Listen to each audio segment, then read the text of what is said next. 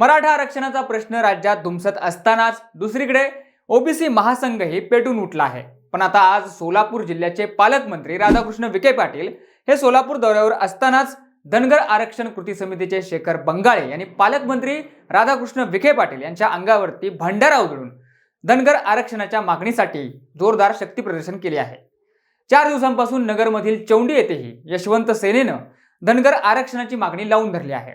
आता विखे पाटील यांनी जर हे प्रकरण शांतपणे हाताळलं असलं तरीही धनगर समाजाची आरक्षणासंदर्भातली ही मागणी नेमकी काय आहे? धनगर समाज ही आरक्षणासाठी मैदानात उतरू शकतो का?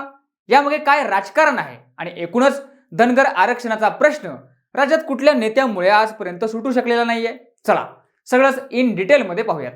नमस्कार, मी सचिन आणि तुम्ही बघताय विशेष भारे। जालना जिल्ह्यातील अंतरवली सराटी गावात एकीकडे मनोज जरांगे पाटील यांनी मराठा आरक्षणाच्या दृष्टीने लढा तीव्र केला आहे, पण आता यामुळेच वेगवेगळे समाज घटकही आरक्षणाची मागणी लावून धरायला लागले आहेत। आज सोलापुरात पालकमंत्री राधाकृष्ण विखे पाटील आले असतानाच धनगर आरक्षणाचा प्रश्न निकालात निघावा म्हणून धनगर आरक्षण कृती समिती त्यांच्या मागण्यांचं निवेदन घेऊन आज राधाकृष्ण विखे पाटील यांना भेटायला आले होते। पण निवेदन देत असतानाच धनगर आरक्षण कृती समितीचे शेखर बंगाळे यांनी थेट खिशातून भंडाऱ्याची पुडी काढली आणि तो भंडारा थेट मंत्री राधाकृष्ण विखे पाटील यांच्या अंगावर उधळला आणि येळकोट येळकोट जय मल्हार ही घोषणाही दिली। ही घोषणा देताच विखे पाटील यांच्या कार्यकर्त्यांनी बंगाळे यांची धरपकड केली आणि त्यांना मारहाण करायला सुरुवात केली। नंतर विखे पाटील यांनी मध्यस्थी करत बंगाळे यांना सोडून द्यायला सांगितलं। आता जरी त्यांना सोडून देण्यात आलं असलं तरी यामुळे आता इथून पुढे राज्यात धनगर आरक्षणाची मागणी जोर धरणार हे नक्की आहे।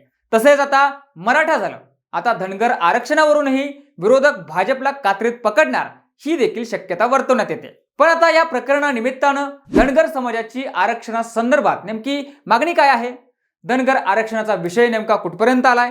धनगर आरक्षणाचा आजपर्यंतचा इतिहास काय सांगतो आणि धनगर आरक्षणाच्या मागणीखाली कुठल्या नेत्यानं धनगर समाजाची फसवणूक केली, सगळं पाहूयात। तर बघा, आता सध्या धनगर समाजाला भटक्या विमुक्त संवर्गातून म्हणजेच एनटी मधून आरक्षणाची तरतूद आहे, पण धनगर समाजाला अनुसूचित जमाती संवर्गातून म्हणजेच एसटी मधून आरक्षण द्यावं अशी या समाजाची जुनी मागणी आहे, कारण त्यामुळे या समाजाच्या आरक्षणाची टक्केवारी वाढणार आहे।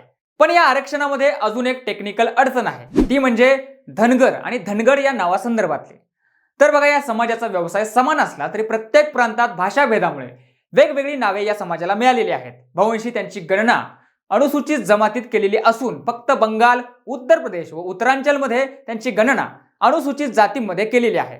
उदाहरणार्थ गुजरातमध्ये या समाजाला भारवाड म्हणतात, तर कर्नाटकात व केरळात कुरुप कुर्मान, हिमाचल प्रदेशात त्यांना गड्डी म्हटले जाते, तर तामिळनाडूत कोरमान व कुरुंबा, तर मध्य प्रदेशात या समाजाला कुठे धनगर तर कुठे धनगड असे संबोधले जाते। भारतात भाषाभेदामुळे उच्चार पद्धतीत फरक पडतो। उदाहरणार्थ खडकीचे इंग्रजीत किरकी, जाखरचे जाखड होते, तर यमुनाचे उच्चारण जमुना असेही होते। रचा ड असा कुठे केला जातो तर कुठे तो ल असाही होतो। ओरिसाला ओडिसा असे म्हटले जाते। याचे कारण म्हणजे प्रत्येक भाषेची स्वतंत्र अशी उच्चार शैली आहे। उदाहरणार्थ हिंदीत ळ हा शब्दच नाही। या विचित्र समस्येमुळे राज्य सरकारने गैरफायदा घेत महाराष्ट्रातील धनगर समाजाला अधांतरी लटकत ठेवले आहे। पण मग याबाबत राज्य सरकारला जबाबदार धरता येतं का? तर नक्कीच धरता येतं, कारण राज्य सरकार एखादा अध्यादेश काढून उपलब्ध माहितीच्या आधारे हा प्रश्न मिटवू शकतं। उदाहरणार्थ मध्य प्रदेश सरकारमध्ये आता ओराव व धनगड या जमाती केंद्र सरकारने अनुसूचित जमातीमध्ये टाकल्या होत्या, तेव्हा मध्य प्रदेश सरकारने विशेष अध्यादेश जारी करून धनगड हा शब्द धनगर असाही वाचण्यात यावा असा अध्यादेश प्रसिद्ध केल्यानंतर तेथील धनगरांची परवड नाहीशी झाली। धनगर, हाटकर धनगर या जमातींचा अनुसूचित जमातीत समावेश केला गेला। अलाहाबाद उच्च न्यायालयानेही या संदर्भात धनगड व धनगर हे दोन्ही शब्द समानार्थी आहेत असाच निर्णय दिला आहे। केंद्र सरकारच्या अधिसूचनेतही 3 वेळा असेच निर्णय दिले आहेत। कालेलकर आयोगाने व नंतर मंडल आयोगानेही अनुक्रमे 1955 व 1979 साली धनगर व धनगड एकच आहे असा अभिप्राय नोंदवला आहे। पण महाराष्ट्र सरकारची शाळा बघा, महाराष्ट्रातील अनुसूचित जमातीमध्ये ओराव व धनगड यांचा समावेश केला आहे। संपूर्ण महाराष्ट्रात ओराव जमातीचे फक्त एक कुटुंब 1991च्या जनगणनेत नोंदले आहे, तर धनगड असे उच्चारली जाणारी एकही जात जमात महाराष्ट्रात नाही। तरी धनगड व धनगर या वेगळ्या अशा जमाती आहेत असाच धोशा महाराष्ट्र सरकारने राज्याच्या स्थापनेपासून लावलेला आहे। त्यामुळे सरकार जाणून बुजून प्रश्न समजून घेत नाही की मग सरकारला धनगर समाजाचा हा संवर्गाचा प्रश्न सोडवायचाच नाही, हा मोठा प्रश्न आहे। दुसरी बाब अशी की 1968 साली केंद्र सरकारने प्रसिद्ध केलेल्या बिब्लिओग्राफी ऑन एससी आणि एसटी अँड मार्जिनल ट्राइब्स च्या पृष्ठ क्रमांक 294 वर धनगर ही अनुसूचित जमात आहे असे प्रसिद्ध केलेले आहे. 1982 साली प्रसिद्ध झालेल्या याच ग्रंथाच्या आवृत्तीतही अशीच नोंद आहे. याची दखल राज्य सरकारने घेतलेली नाही. पण ही झाली धनगर आरक्षणासंदर्भातली फॅक्च्युअल माहिती.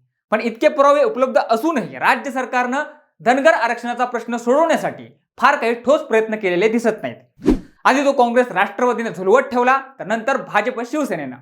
धनगर आरक्षणाचा हा प्रश्न 2014 साली सगळ्यात जास्त तापला. म्हणजे 2014 साली निवडणुकीच्या तोंडावर धनगर समाजाने बारामती इथं मोठं आंदोलन उभं केलं होतं. तसा बारामती, माडा आणि सोलापूर हा भाग धनगर बहुल एरिया आहे. त्यामुळे या आंदोलनाला राजकीय दृष्ट्या महत्त्व आहे. आता त्यावेळेस देवेंद्र फडणवीस यांनी पहिल्या कॅबिनेट बैठकीत आपण धनगर आरक्षणाचा प्रश्न निकालात काढू असं आश्वासन दिलं होतं. देशाचे पंतप्रधान नरेंद्र मोदी यांनीही आपण धनगर समाजाच्या मागणीबाबत सकारात्मक आहोत असं म्हणलं होतं. पण त्यावर पुढे काहीच अंमलबजावणी झालेली दिसली नाही. 2017 साली ही मराठा क्रांती मूक मोर्चा निघाल्यानंतर धनगर आरक्षणाच्या बाबतीतही ठिकठिकाणी मोर्चे निघाले. आता सत्तेबाहेर असलेल्या भाजपनं सत्तेत आल्यानंतर धनगर समाज खरंच आदिवासी आहे का आणि या समाजाला आरक्षणाची गरज आहे का याचं संशोधन करण्यासाठी Tata institute of social sciences Mumbai या संस्थेकडे काम सोपवलं. पण त्यावर ठोस असं काही आउटपुट अद्याप बाहेर आलं नाही. आता विषय असा आहे की अनुसूचित जमातीच्या यादीतील धनगड आणि धनगर हे एकच असून इंग्रजीमध्ये आर ऐवजी डी असा शब्द वापरण्यात आला आहे. ड ऐवजी र असा उल्लेख आल्याने आतापर्यंत समाजाचा समावेश अनुसूचित जमातीमध्ये झाला नसल्याचा दावा धनगर समाजातर्फे वारंवार करण्यात आला. धनगर किंवा धनगड यापैकी कोणताही उच्चार असला तरी त्याचा अर्थ समान असल्याचा दावाही या समाजातर्फे कायम करण्यात आला आहे. आता राज्यात मराठा आरक्षणाचा प्रश्न मोठ्या प्रमाणात पेटला आहे. त्यातच धनगर आरक्षणाची मागणी जोर धरते. पण धनगर समाजाला आरक्षण मिळालं नाही तर त्याचे राजकीय परिणाम काय होऊ शकतात असं विचारलं असता मागे ज्येष्ठ पत्रकार प्रशांत दीक्षित म्हणाले होते की धनगर आरक्षणाचं आश्वासन भाजपनं 2014च्या निवडणुकीमध्ये दिलं होतं. मात्र ते पूर्ण करण्यासाठी राज्य किंवा केंद्राकडून कोणतेही प्रयत्न करण्यात आले नाहीत. महाराष्ट्रात लोकसंख्येच्या दृष्टीनं धनगर समाज प्रभावी आहे. त्यामुळे पुढील निवडणुकीत धनगर समाजाच्या अस्वस्थतेचा भाजपला फटका बसू शकतो. 2014ला निवडणुकांवेळी नरेंद्र मोदी यांनी साधारणतः 3 सभांमध्ये धनगर आरक्षणावर भाष्य केलं होतं. विशेषतः पश्चिम महाराष्ट्रातल्या पट्ट्यात झालेल्या या सभांमध्ये त्यांनी धनगर आरक्षणाला हवा दिली होती. बारामतीच्या सभेचाही याबद्दल वारंवार उल्लेख केला जातो. देवेंद्र फडणवीस यांनीही पहिल्या कॅबिनेट बैठकीत आपण धनगर आरक्षणाचा प्रश्न निकालात काढू असं आश्वासन दिलं होतं. पण तो प्रश्न अद्यापपर्यंत सुटला नाही.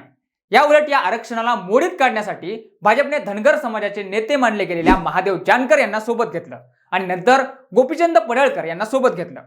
मूळ प्रश्न न सोडवता भाजपने धनगर समाजाला फक्त राजकीय प्रतिनिधित्व दिल्याचा आभास निर्माण केला असं बोललं गेलं. आता फडणवीस सत्तेत आल्यापासून धनगर आरक्षणाबाबत नेमकी काय कार्यवाही झाली हे आपण पाहूयात. तर जानेवारी 2015 मध्ये वर्ध्यात धनगर आरक्षण अंमलबजावणी अधिवेशनात मुख्यमंत्री देवेंद्र फडणवीस यांनी धनगर आरक्षणावरून आम्ही मागे हटणार नसल्याचं आश्वासन दिलं होतं. 2015च्या पावसाळी अधिवेशनातही जुलैमध्ये विरोधकांनी धनगरी वेशात विधानसभेबाहेर निदर्शनं करत सरकारचं लक्ष वेधण्याचा प्रयत्न केला होता. तेव्हा सत्तेत आल्यानंतर 1 महिन्याच्या आत धनगरांना अनुसूचित जमातीचं आरक्षण लागू करण्याचं आश्वासन मुख्यमंत्री देवेंद्र फडणवीस यांनी दिलं होतं. त्याला वर्ष झाल्यानिमित्त हे आंदोलन होतं. 2017ला मार्चमध्ये दिल्लीत झालेल्या भाजप खासदारांच्या बैठकीत धनगर आरक्षणाचा मुद्दा खासदार डॉक्टर विकास महात्मे यांनी उपस्थित केला होता. नागपूर इथंही हिवाळी अधिवेशनादरम्यान धनगर युवक मंडळातर्फे मोर्चा काढण्यात आला होता. मे 2018 मध्ये आझाद मैदानात ढोल गर्जना आंदोलन करण्यात आलं होतं. चौंडी अहमदनगरमध्ये अहिल्यादेवी होळकर यांच्या जन्मदिवसानिमित्त तत्कालीन लोकसभा अध्यक्षा सुमित्रा महाजन यांच्या उपस्थितीत आयोजित कार्यक्रमात धनगर समाजाच्या कार्यकर्त्यांनी घोषणाबाजी केली होती. त्यावेळी कार्यक्रमात व्यत्यय आणल्याबद्दल 51 कार्यकर्त्यांवर गुन्हे दाखल करण्यात आले होते. पण वारंवार मागणी करूनही प्रश्न सुटत नाही म्हणल्यावर 2018च्या ऑगस्ट महिन्यात राज्यभरात धनगर समाजातर्फे चक्काजाम आंदोलन करण्यात आलं होतं. शेळ्या मेंढ्यांसह ढोल ताशे, हलगी, पिवळे झेंडे घेऊन लोक आंदोलनात सहभागी झाले होते. दरम्यान पुण्यातील आदिवासी विकास आणि प्रशिक्षण संस्थेत 24 ऑगस्टला भंडारा उधळण्यात आला होता. संभाजीनगरमध्येही 31 ऑगस्टला धनगर आरक्षणावरून समाजाचा मेळावा आयोजित करण्यात आला होता. या मेळाव्यात राज्यभरातून धनगर समाजाचे कार्यकर्ते एकत्र आले होते. राज्यात एकही धनगर जातीची व्यक्ती नसल्याचा दावा करताना संयोजन समितीचे उत्तमराव जानकर आणि गोपीचंद पडळकर यांनी धनगर जातीची व्यक्ती दाखवा असं आवाहन केलं होतं. पावसाळी अधिवेशनात आमदार रामराव वडकुते यांनी नियम 97 अन्वये धनगर आरक्षणावर चर्चा उपस्थित केली। या चर्चेदरम्यान तेव्हाचे विरोधी पक्षनेते धनंजय मुंडे यांनी टीस ही स्वायत्त संस्था असल्याचं सांगत या संस्थेला कोणताही घटनात्मक अधिकार किंवा दर्जा नाही असं असताना त्यांनी दिलेला अहवाल कायदेशीर पातळीवर कसा ग्राह्य मानला जाईल असा प्रश्न उपस्थित केला होता। पुण्यात झालेल्या धनगर आरक्षण कृती समितीच्या राज्यव्यापी बैठकीत आरक्षणाची मागणी मान्य करून घेण्यासाठी मास्टर प्लॅन तयार करण्यात आला। या बैठकीस तेव्हाचे जलसंधारण मंत्री राम शिंदे, माजी मंत्री अण्णा डांगे आणि लोकप्रतिनिधी उपस्थित होते। नोव्हेंबर महिन्यात पार पडलेल्या हिवाळी अधिवेशनात मराठा आरक्षण जाहीर करत असताना धनगर आरक्षणाचा मुद्दा तेव्हा विरोधकांतर्फे उचलला गेला होता। विधानसभेत मुख्यमंत्र्यांनी पुन्हा एकदा आश्वासन दिलं। टाटा इन्स्टिट्यूट ऑफ सोशल सायन्सचा बहुप्रतीक्षित अहवाल याच महिन्यात राज्य सरकारला मिळाला होता। हायकोर्टातही एका याचिकेवर उत्तर देताना राज्य सरकारने या अहवालाचा अभ्यास सुरू असल्याचं म्हटलं होतं।